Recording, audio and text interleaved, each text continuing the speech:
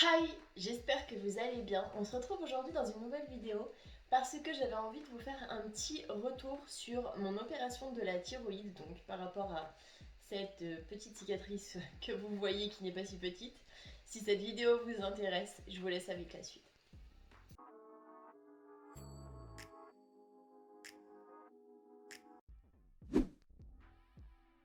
Alors, je vais commencer par faire un petit point sur tous les antécédents qu'il y avait dans ma famille. Donc, enfin, tous les antécédents, c'est une façon de parler. Ma mère a dû se faire opérer, je dirais, quand j'avais 20 ans, peut-être même un peu avant. Je me souviens plus exactement, donc je dirais 10-15 ans. Parce qu'elle avait un nodule de 3 cm au niveau de la gorge, donc en fait elle avait une double gorge. Elle a dû se faire enlever la thyroïde complète, donc elle a dû avoir une thyroïdectomie totale. Suite à ça, personnellement, j'ai rien eu de spécial. Sauf que vers mes 20 ans, j'ai commencé à grossir sans forcément m'en rendre compte. Je dois l'avouer, j'étais un petit peu dans le déni. Mon médecin s'est un petit peu inquiété. Vu que ma mère avait des antécédents, il a commencé à me faire régulièrement suivre.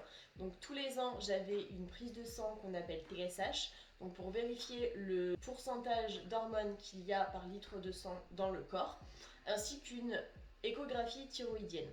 Donc c'est comme les échographies d'une grossesse, sauf que du coup, ils le font au niveau du cou, littéralement.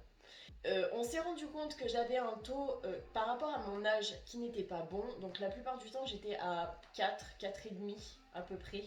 Donc mon médecin s'est rendu compte que j'étais un petit peu élevée mais que je pouvais très bien vivre avec. En soi il n'y avait pas de souci pour moi, juste que je grossissais en fait et que je m'en rendais pas compte personnellement vu que j'étais dans le déni. Mais pour lui il n'y avait rien de grave.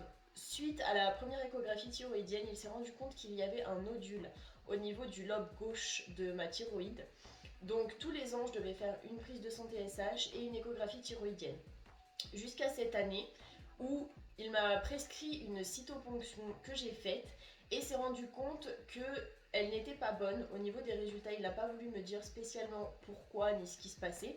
Tout ce que je sais, c'est que personnellement, si on vous propose une cytoponction et que vous avez un micronodule à moins de 10 mm, franchement, accrochez-vous. Parce que moi, la cytoponction que j'ai faite, ils m'ont planté 3 petites aiguilles, mais quand je vous dis petites, alors oui, elles sont toutes petites et minuscules, mais ils n'endorment pas la zone qu'ils piquent.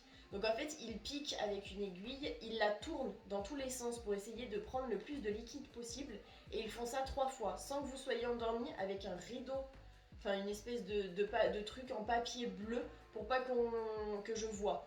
Donc comment vous dire que j'ai douillé littéralement ma race, que j'étais au bout de ma vie et que j'en ai même chialé quand je suis partie.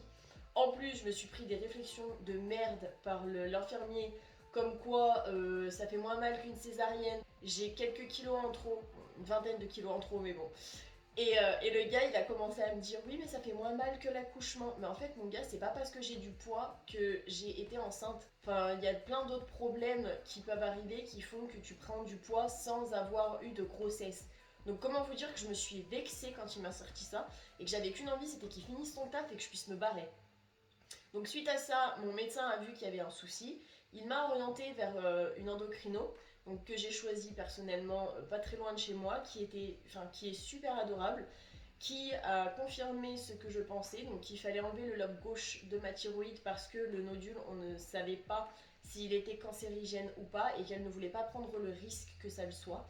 Donc elle a préféré me faire enlever le lobe gauche pour analyser le nodule, enfin le micro-nodule qu'il y avait, afin que je sois tranquille. Donc jusque-là, tout va bien. Je vais voir un chirurgien. Donc le chirurgien me dit, bah, on va vous ouvrir, on va enlever, vous allez venir un jour, vous repartez le lendemain, voilà. Il me dit rien d'autre. Donc pour les personnes qui veulent se faire opérer de la thyroïde, les choses à savoir. Déjà, au niveau de la cicatrice, 18 agrafes. Moi je m'attendais à avoir un petit truc comasse, donc c'est-à-dire la moitié. On m'a pas dit que ça serait un truc énorme et que ça ferait tout le long. Il m'a juste dit on va ouvrir un doigt au-dessus de la clavicule. Ok. Sauf que moi, on m'a pas dit la cicatrice comment elle serait. Donc faites bien attention à ça. Savoir quelle méthode ils vont appliquer. Parce que la mienne, c'était la plus basique. Donc ils ouvrent, ils enlèvent, ils referment. Donc déjà, comment vous dire que j'étais hyper surprise des 18 agrafes. Donc j'avais un pansement qui faisait que mon avant était comme ça. Donc en gros, j'étais comme ça H24 pendant la première journée. Donc comment vous dire que j'ai hyper mal dormi.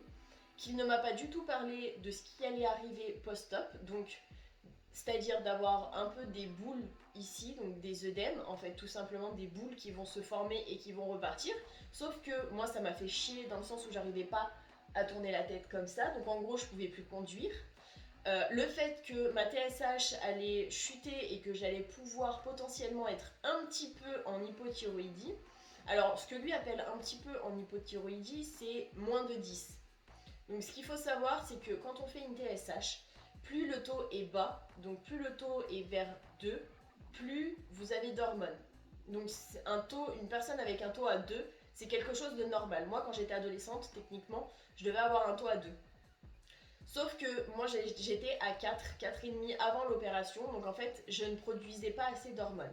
Donc en fait plus votre taux est élevé, moins vous fabriquez d'hormones, et plus votre taux est bas, plus vous fabriquez d'hormones. J'espère que je me suis bien exprimée là-dessus. Donc je suis passée de 4,5, 4, 4,5 en début d'année à 5,5, un peu moins de 6 après l'opération. Sachant que vu que c'était une thyroïdectomie partielle, ils n'ont pas voulu me donner de lévothyrox tout de suite pour voir si mon lobe droit allait prendre le relais sur le lobe gauche. Chose qu'il n'a absolument pas fait. Au niveau de la cicatrice, les 18 points, donc je me suis fait opérer le lundi midi. Le mardi matin, il m'enlevait une agrafe sur 2. Le mercredi, 2 jours après l'opération, il m'enlevait le reste. Donc comment vous dire que ça m'a un petit peu surprise, je ne m'attendais pas à voir la cicatrice directement aussi rapidement en 2 jours en fait, à l'air libre. Donc moi ça me perturbait, j'avais pas envie de voir ça. Du coup j'ai demandé à l'infirmière qui est venue à la maison le mercredi de savoir si c'était possible de garder un pansement parce que physiquement j'étais pas prête à avoir une énorme cicatrice comme ça avec du sang séché, avec les agrafes, je vous mets des photos, avec les points des agrafes, franchement c'était vraiment quelque chose qui m'a perturbée pendant pas mal de jours, voire semaines. J'ai eu vraiment du mal à l'accepter. Ensuite, niveau hydratation de la cicatrice, mis à part me dire tu ne vas pas au soleil et si tu vas au soleil tu mets une écharpe ou quelque chose qui cache, il ne m'a pas dit tu l'hydrates, tu essaies de faire quelque chose. Donc je me suis dit bah tu sais quoi, je vais acheter une crème en pharmacie. Je ne sais pas ce qu'il y avait dedans, mais en fait ça rendait ma cicatrice encore plus sensible qu'elle ne l'était déjà de base. Sachant que en général je suis pas une chochotte quand je me coupe ou quand il y a quelque chose. Et que je cicatrise plutôt bien, mais que, comment dire, la marque reste pendant un petit moment. Donc, moi, je me suis dit, je vais prendre quelque chose en pharmacie, ça n'a pas marché. Donc, je me suis dit, je vais utiliser le même truc que j'utilisais quand je me brûlais à mon ancien taf, c'est-à-dire de la vaseline. Je sais que c'est neutre, qu'il n'y a rien dedans, donc que ça ne peut pas me faire de mal, entre guillemets. Donc, j'ai décidé de mettre la vaseline pendant un bon moment. Là, maintenant, j'en utilise plus. Je mets ma crème de jour que je descends dans le cou et que je descends jusqu'à la cicatrice, donc ça, c'est plutôt cool. Du coup, je peux enfin avoir les cheveux entre guillemets détachés parce que quand vous avez les cheveux qui tombent à peu près là, voire même plus, et que vous avez de la vaseline, c'est-à-dire un truc hyper gras au niveau du cou, comment vous dire qu'en gros les cheveux ils étaient tout le temps comme ça. Donc moi ça m'a fait péter un plomb, j'ai dit non, je veux pas que ça me gonfle comme ça. Donc j'ai décidé d'arrêter la vaseline parce que ça fait un moment que je me suis fait opérer, ça fait quand même 6 mois. Donc j'ai pas arrêté du jour au lendemain non plus. Là maintenant il y a juste à attendre qu'elle blanchissent, entre guillemets, d'après ce que m'a dit mon médecin. Donc, au niveau de l'hypothyroïdie, j'étais quand même extrêmement fatiguée. Donc, il m'a fait faire une prise de sang 1 mois après l'opération, 2 mois après l'opération et 3 mois après l'opération.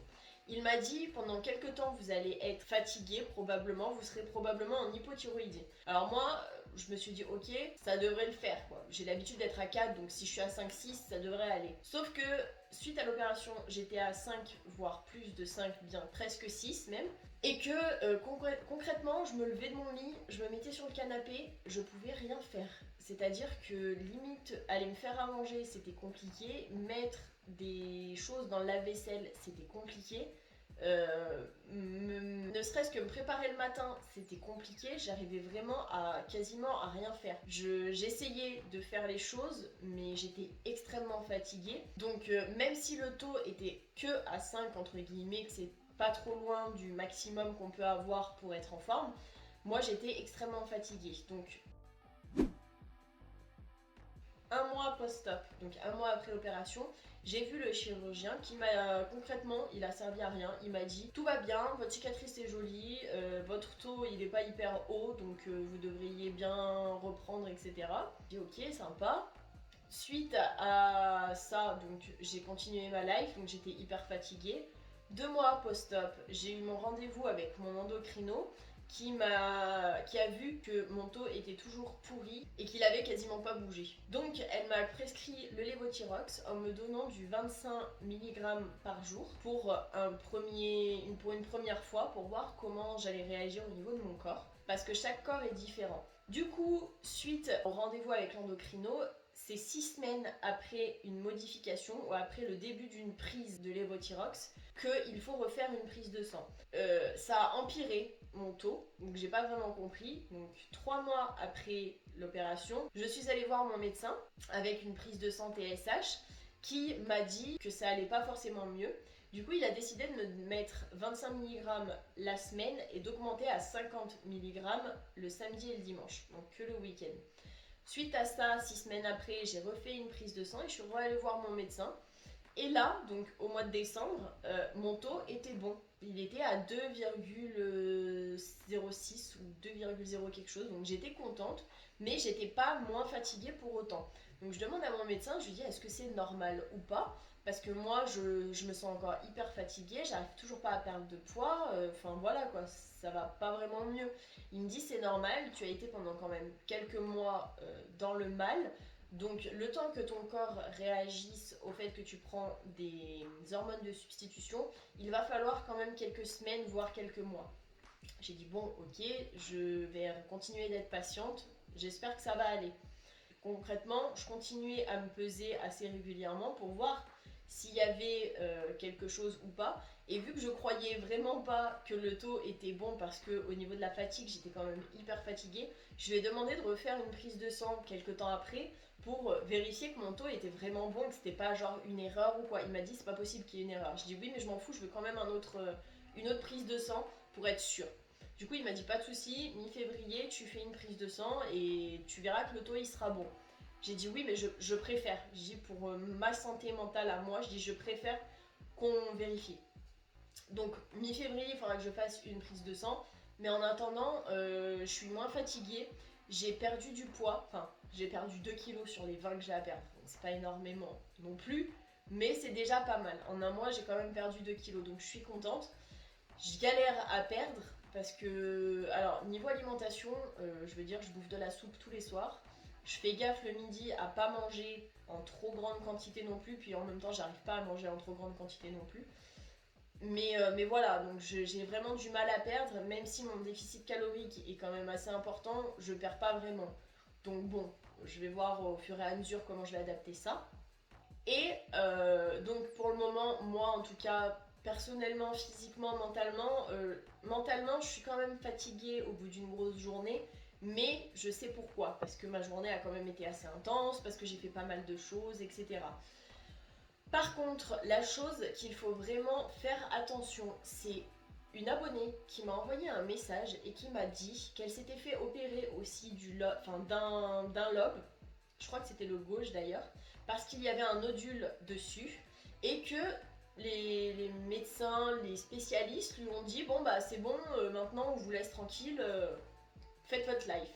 Sauf que le problème, c'est qu'apparemment, quelques années après, précisément plus d'une dizaine d'années après, ils lui ont dit, et elle s'en est rendue compte aussi, parce qu'elle n'allait pas bien, je suppose, qu'il fallait qu'elle se fasse opérer de l'autre lobe. Donc lui enlever l'autre lobe qui restait, parce qu'il y avait un nodule qui était dessus.